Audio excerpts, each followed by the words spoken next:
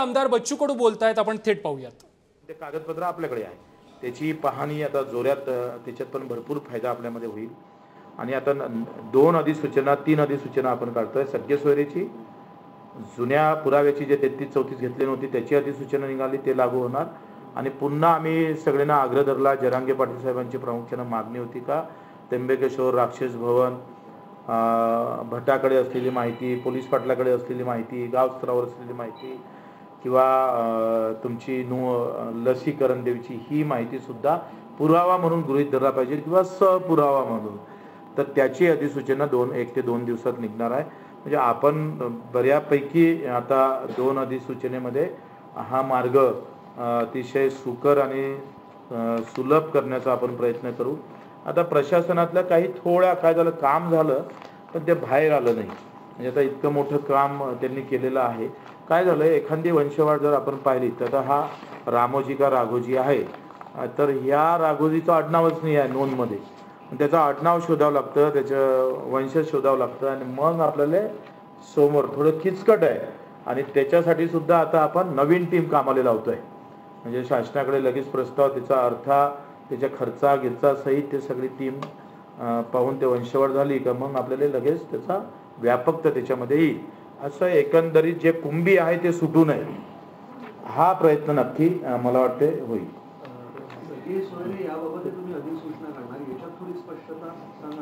ते कसं आहे, आता तुम्हाला माझं काय मत आहे का ते अजून पूर्ण झालेलं नाही. तर तुम्ही एक लक्षात घ्या का ही अधिसूचना जिथपर्यंत आम्ही जरांगे पाटील साहेबाकडे दाखवत नाही, लक्षात घ्या, ते दाखवल्यानंतर त्याच्यात काय दुरस्त्या काय करायच्या ते आताच आम्ही नाही दाखवू शकत. जिथपर्यंत जरांगे पाटील साहेब ते पाहत नाही, पाहिल्यानंतर ते त्याच्यावर अभिप्राय काय देतं आणि त्यांनी जर तिथंच अभिप्राय काही दिलं तर आम्ही तुम्हाला नक्की ते दाखवू. पण आता अधिसूचना त्यांच्याशिवाय आपल्याला दाखवता येणार नाही. पण आतापर्यंत जी चर्चा झाली तोपर्यंत सगळी सोयरीची व्याख्या नेमकी तुम्ही काय गृहीत धरली? अहो अर्धा तास तर तुम्ही थोडं थांबा ना, एवढी काय घाई आहे.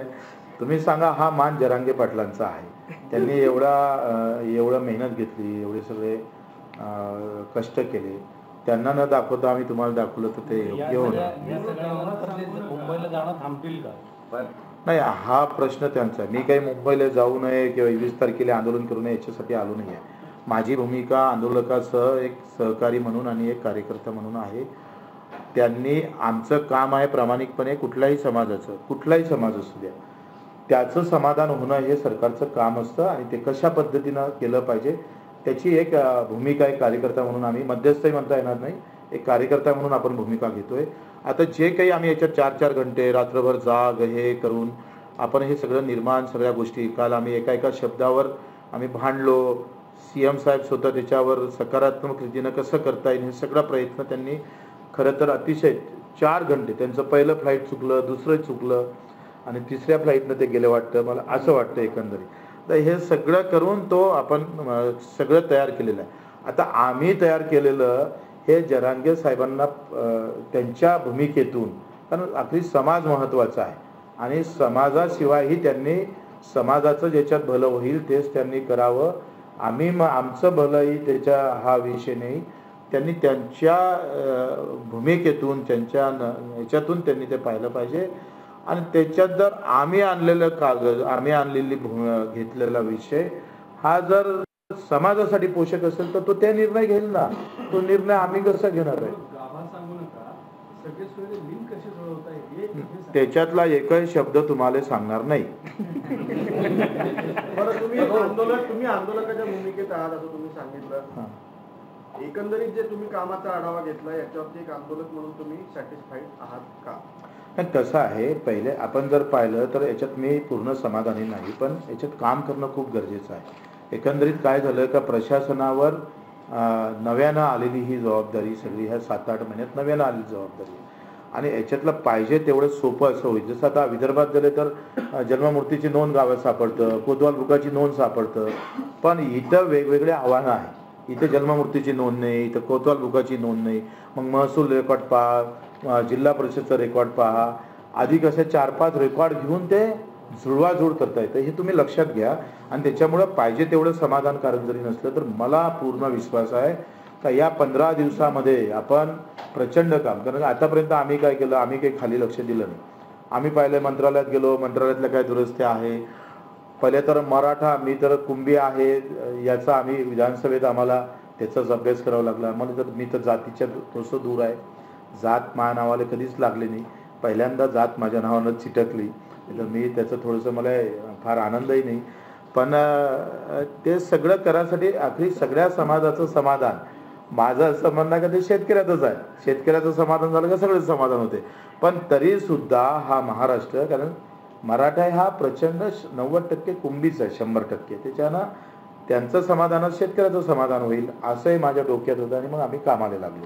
आता तुम्ही मला वाटते नोंदी किती सापडल्या ना, सापडल्या. हे काय देतो तुम्हाला आकडा, जिल्हा वाईज देऊ का, जिल्हा वाईज आकडा देऊ, ओव्हरऑल एक आकडा सांगा, जिल्हा वाईज द्या. काय ह्याचे फोटोही काढू शकता, काही विषय नाही ते. आणि हे लपवाचं कारण काय, आता हे अविरतपणे असं शोधन कार्य कसं आहे, आपलं समाधान करायचं असेल तर करावं लागलं. पाणी लागत नाही, थोडंसं पाणी लागलं. आपली हाऊस फार मोठं असेल, आता समजा 100 एकर वरती करायचं असेल तर अधिक खोदावं लागेल, बोर करावं लागेल. हे तर नॅचरल, बिलकुल करावंच लागेल. आणि प्रश्न जिल्हा वाईज आता पहा. सर, आपल्या सरकारमधले भुजबळ साहेब ते म्हणतात की ह्या नोंदी आहेत चुकीच्या पद्धतीने. मी त्याच्यावर बोलणार नाही. मला वाटते मला वाद करायचं नाही, वादात मला जायचं नाही. आणि तुम्ही हे प्रश्न येण्याला विरोध करताय. ते म्हणतात की आम्ही पुन्हा रस्त्यावर उतरू. तुम्ही हे प्रश्न मला चालू आहे, तुम्ही चालू आहे, त्यांचा असा आरोप आहे. बिलकुल चुकीचं चालू नाही. तुम्ही हे प्रश्न किती काही विचारले तर मी त्याचं उत्तर देणार नाही. मी सरकारमध्ये विसंवाद आहे का याच्या? त्याचा मला काही संबंध नाही. आता माझा संबंध जरांगे पाटील आणि मी, सरकार सध्या तरी असा आहे. बाकी बाजूनं बंडी चालली का ट्रॅक्टर चालला, मला त्याचं काही लेनदेन नाही आहे.